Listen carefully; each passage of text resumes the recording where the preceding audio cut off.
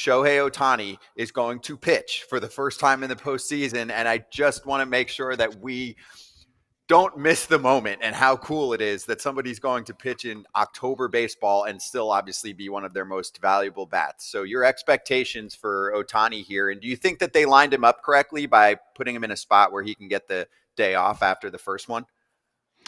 Yeah, I mean, I love it. Anytime you can get Shohei on the bump, it's like Christmas for me. Like, that is fantastic. He's been filthy. Like, I hope everybody's been paying attention. Like, arguably as nasty as anybody on the planet. So yeah, I expect big things out of him.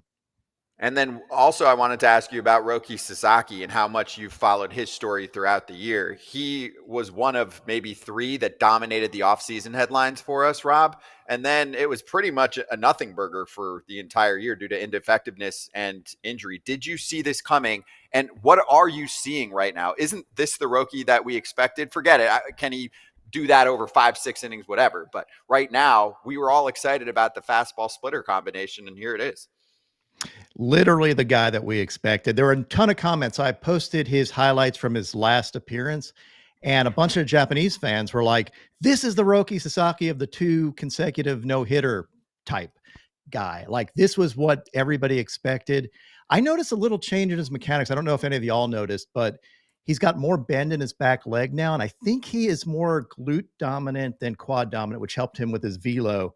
And I'm sure the Dodgers worked on that while he was struggling and fixed him in the minor leagues. But he looked fantastic. Like, this was the Roki we all expected. Obviously, see him in a closing role is something new, but it's not the easiest thing.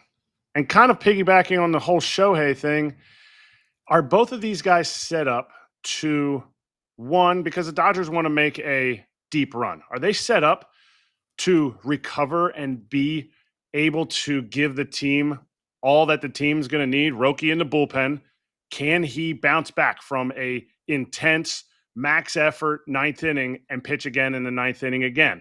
Can Shohei bounce back for game 5? Because that's what you want from your game 1 starter. I have little doubt about Shohei bouncing back. Shohei's been there. You know, he started for forever. He knows what he's doing and is incredibly talented. Roki, I'm a little more skeptical of, or a little more worried, because being a closer in the postseason is a whole different ball game. And, you know, I know his mechanics have been fixed. I know his stuff looks really good, but when you got a hostile crowd yelling at you, all things go to hell. Like, we'll see, but he looks really good. He looks like he's pitching well within himself. So I'm optimistic that he'll be good. His stuff is definitely good enough to play at the end of the game, but whether he can bounce back and deal with hostile crowds and stuff like that, you know, we'll see. Will he turn up his game like Cam Schlittler did last night? Yeah, that was absolutely ridiculous. There's some names out there that are just getting well known, and for a while now, a guy throwing in the 8th inning, first time ever in the postseason, 12 Ks. Dabble a little bit about him and his performance of, you know, what you thought and what you saw from him. Like, is there anything you see when he throws that's like above average or something that, you know, crosses your mind when you're watching a guy like Cam Schlittler throw? Yeah. The big thing that I saw was he dominated with 3 different variations of his fastball. So you couldn't sit on one. I mean, at his 4-seam fastball, obviously, threw a 2-seamer off that, and then hitters are, you know, getting a little more confused. And then with his cutter, he was able to tunnel them as well as sequence them really well. And 100 miles an hour gets on you real quick anyway. But when you have to determine whether it's one of 3 different variations, that's tough. Because I got asked that question: why can't hitters hit him? And that's a big reason. Also, he throws so effortlessly and gets 100 miles an hour. Like, you look at it and the ball just jumps out of his hand. And I think as a hitter, that probably is somewhat deceptive. As a pitcher throwing 100 miles an hour, you are going for strikeouts. Are we right? Yeah, definitely.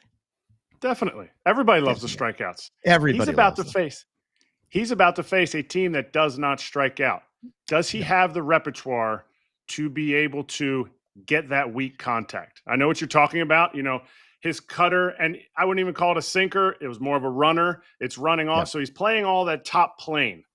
And the Blue Jays hit balls at the top plane, high velocity, better than any team. That's why they strike out the least. Does he have enough to go off that top rail and go downstairs to get early, quick outs with low exit velocity.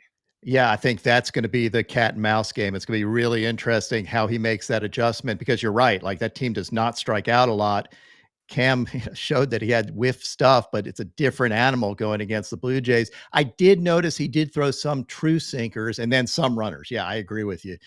Is he going to throw more of that? Is he going to rely on his cutter to get some weak contact? Jam some folks? Maybe. Like, I'll be interested to see how they game plan, because this is going to be really interesting. I want to talk a little about, because we were talking about this when you came on here, the ABS system.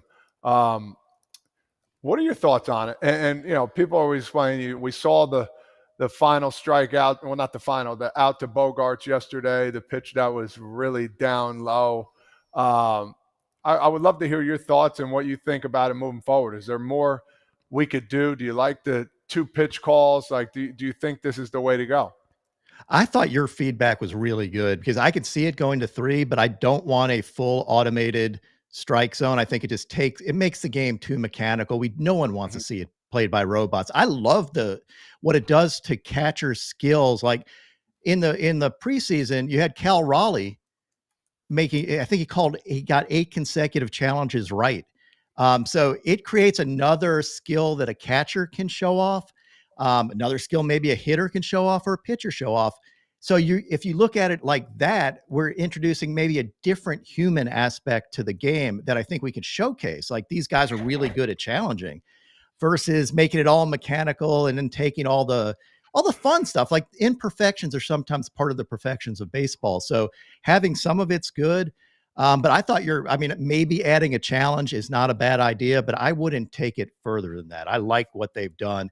Plus, it makes betting interesting in your game, like betting a beer on whether you're going to get the challenge right or not. Like, yeah, that's what I would do. Oh, the fan interaction will be off the charts. It's going to be awesome. It's a guarantee. I just want to make sure everyone sees the instant replay of what I personally got 2 seconds ago, 2 feet away from Todd Father. What did you do when you heard him agree with you? Give me I went like this, baby. I said, let's go. I said, I punted my fist. I said, somebody finally agrees with me on something. So that means a lot, man. You'll be getting a Christmas card this year. Don't you worry about that. Thank you. Awesome. I can't wait. Yeah, so Rob, looking ahead, what's the one pitching, maybe not matchup? Yeah, the pitching matchup that you're most intrigued about in this next series?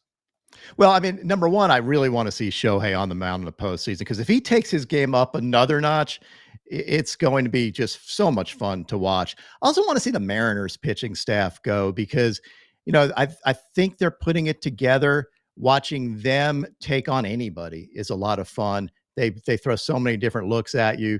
That'll be exciting for me. So, I mean, I think those are 2 of the big things. How the Brewers use Miz is going to be fun to watch. And I heard y'all talking about Freddie Peralta. I love him in the postseason. I think, he's just electric, and, having to beat him twice is tough. And Quinn Priester never loses. So that's right. That's tough to go through. We had Quinn on just the other day, but I want to also talk about the relievers moving forward. You post and show all these incredible, appearances and the things that these guys do, but they have pitched so much. There's guys that have thrown 3 days in a row for the first time in their career, let alone first time this season. How do you feel like that affects the pitching going forward? Well, I mean, it definitely impacts it, but they do have something like, this is the postseason. Pour it all out. Let's see what you got. And we'll see who can come back and who can't. I do like seeing, Matt Brash, we haven't seen yet. That's going to be fun to watch. But, whether guys can or not, this is where your reputations are made. Like watching Mason Miller, and granted he didn't win, but he did pretty well pitching, back to back, right? Like, so guys can either step up or not. And this is part of the beauty of baseball. All right. What about Mason Miller's pitch? I'm not sure who tweeted it. Was that the most perfect pitch? It was as good a pitch as I've ever seen. Like, that's the fastest pitch of his career, the fastest pitch ever in the postseason, and it was as dotted as you can dot something. I mean, for all the guys, so how much drama we hear out there, like pitchers today are just throwers, blah, blah. You can't throw a pitch better than that. Like, so let's stop with that and let's admire what this guy's doing. at that high a level, like that was as good a pitch as I have ever seen anybody throw. There you go. That's Brett Anderson. Can that be taught? Can that be taught, Rob? I don't think so. Like we can control, command can be taught a little bit. So you can know how to control your misses and all that, but to dial something in that well, that's a very hard thing to teach. I talked to Maddox about that. He said, yeah, I can teach people to command a little better, but I can't really teach them to command the ball like I did. Cause it's like, you either can do it or you can't, but you can get better at it. Hey, Rob, I think one of the themes this year, as teams always look for an edge, was it felt like there's more technology to be able to take down tips, right? For teams to find the slightest thing that alerts them that a certain pitch is coming.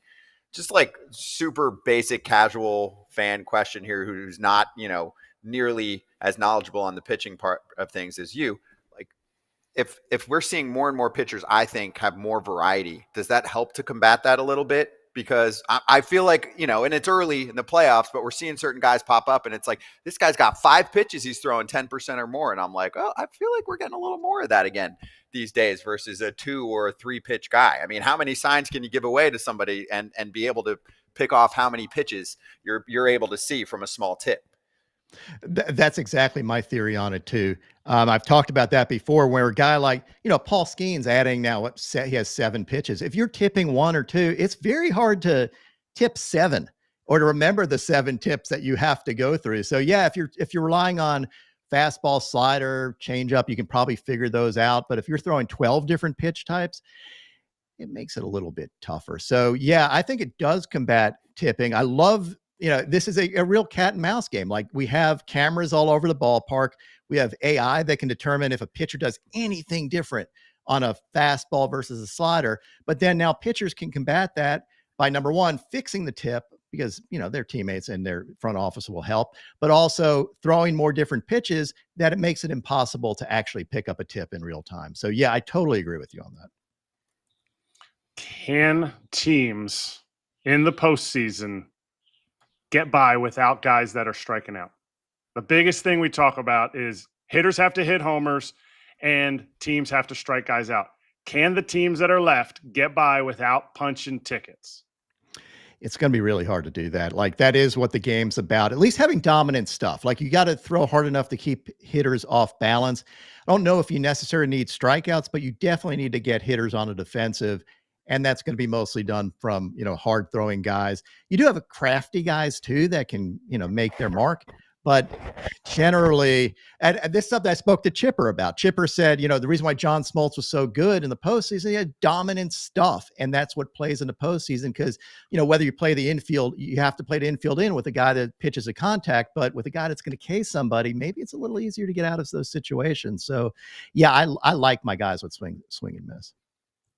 And just to finish here, Kratz, I know your question plays into teams having contact versus power, right? So, but I will counter you here and we'll get Rob's thoughts. You have teams like the Blue Jays and the Brewers, who are upper echelon power teams, right? And the Brewers have won and scored in a variety of ways, like almost as unique as we've seen it these days, because they're playing an older school brand of baseball. Do you think that plays, or does power elite strikeout stuff overcome all of that? Like, do you think these teams are the 2 serious threats, or do we look at teams that have more pop, like the Yankees and the Dodgers? Yeah, I mean, it's a great question, because I think sometimes good pitch, if you're swinging just for the fences all the time, you're also more apt to, be taken advantage of by some guys with swing and miss stuff. Putting a ball in play in the postseason is important. And that's why, getting somebody to not let them put the ball in play is important on the other side. But if you're playing small ball, that could make the difference. Like, you're testing a team's fundamentals. You see some fundamentals break down sometimes on defense. And I do think it's a different game in the postseason. Every pitch matters a lot, and hitters, have to do a job instead of swinging for the fences a lot of times.